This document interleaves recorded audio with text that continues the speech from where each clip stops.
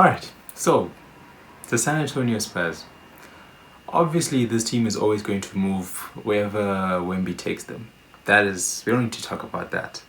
But what I really want to talk about is how this team as a whole is developing into a real, solid, and really mature team. I think that their win against the Hawks, where they had to go through moments of going through moments of comebacks, going through moments where they were offensively really good. This was such a by committee win that was so good to see for a team that was missing Wemby, it was missing Dylan Harper and Stefan Castle.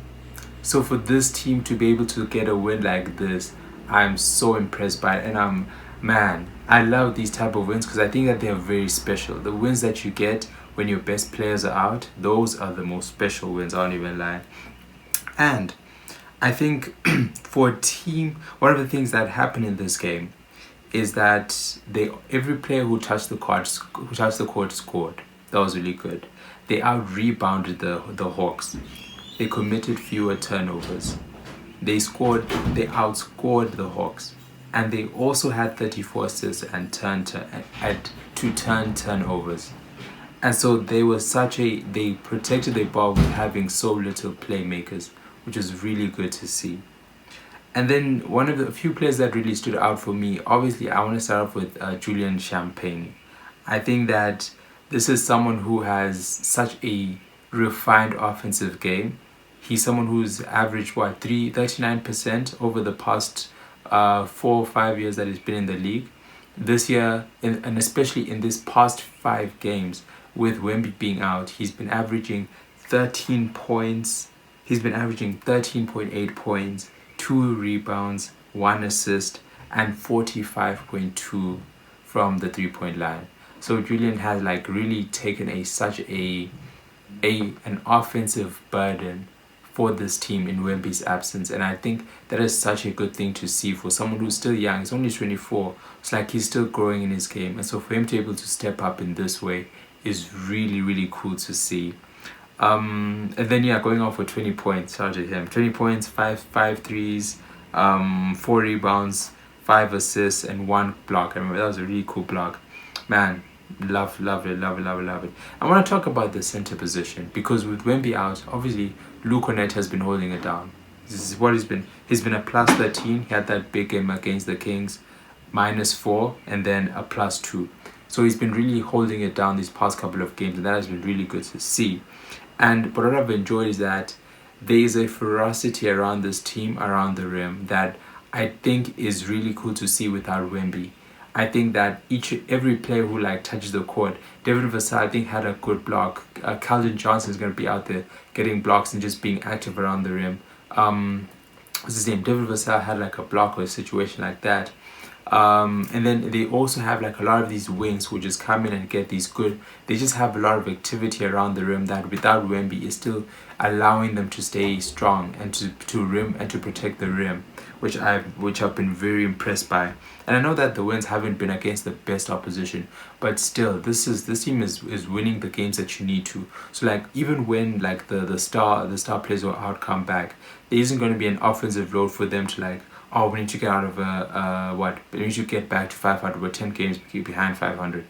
This team is gonna come back to a solid foundation where everything is just proper. Man, it's just so good to see. And then David Jones Garcia, undrafted free agent, I think from 2024, came in, gave you 12 points and 6 assists. And as someone who, I think this is maybe second or third game in the league, the confidence that he played with, the poise that he played with, and the ability to handle those critical moments. He was given it some extended time, I think, in the 3rd and 4th quarter, and that coincided with the Hawks coming back, and the amount of good decisions that he made in that time to settle the Spurs was so impressive. I think those are the moments that it's that's when you handle that fire, and he passed that test. He passed it, honestly. It was so cool to see him have that.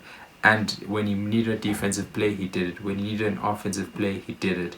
That was really, really good to see, man.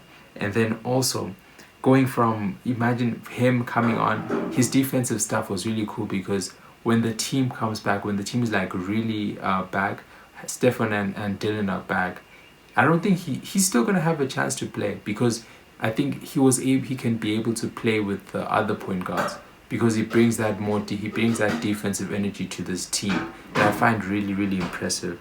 And so man, even just adding to that even more is just so cool. It's just really really cool to see, man. And then one of the things as well is just the ability to what, Keldon Johnson. That's the next person.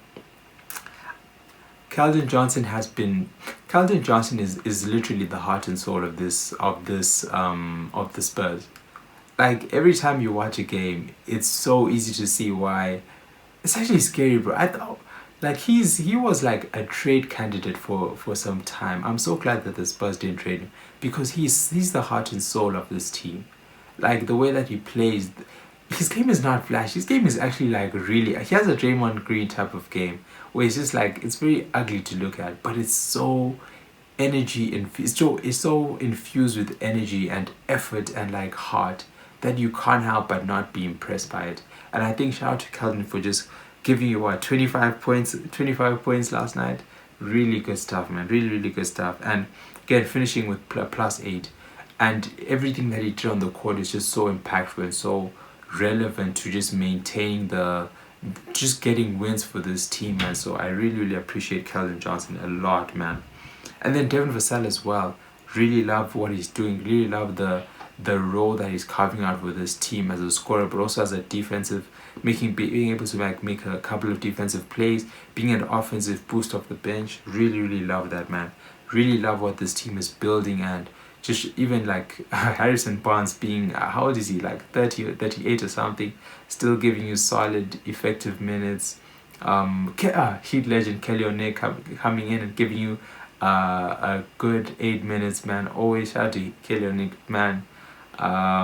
Who else is there? Yeah, shout out to Miss Johnson. Good job, keep going. Really good team. Can't wait to see them in the playoffs, and I'm gonna be very impressed because I think in the playoffs a lot of these players are gonna continue to shine because their game in the half court and when things are compressed, I think it translates a lot and it projects really well. Keldon Johnson can play in those roles, like Devin Vassell, all of these guys, Dylan Harper, Stephon Castle, De'Aaron Fox, Wemby. Like all of these guys, I think their game projects very well to the playoffs, and I can't wait to see them do that. I would say, another thing I was even thinking about is like, should they make a move? And I think what the best thing for me, in my opinion, I think for the best thing for this team is to not make a move. I think that you need to see how this team reacts to being in the playoffs. I think that they should follow OKC's page. Just like don't do anything. Like if this team plays badly in the playoffs, allow them to play badly. Don't react to anything. Just let them play bad for like the first 2 or 3, let's say 2 seasons. But let's the first 2 seasons, if they play badly, cool. But just gain as much data as you can, gain as much information as you can, see what patterns form and all of that. And just, yeah, I think patience is always going to be a blessing for this team, man. They're still very young, which is really cool to see, and really good for this team projecting forward is that their age is still, they don't need to do much right now, and they just can allow that growth to happen organically, which is really good.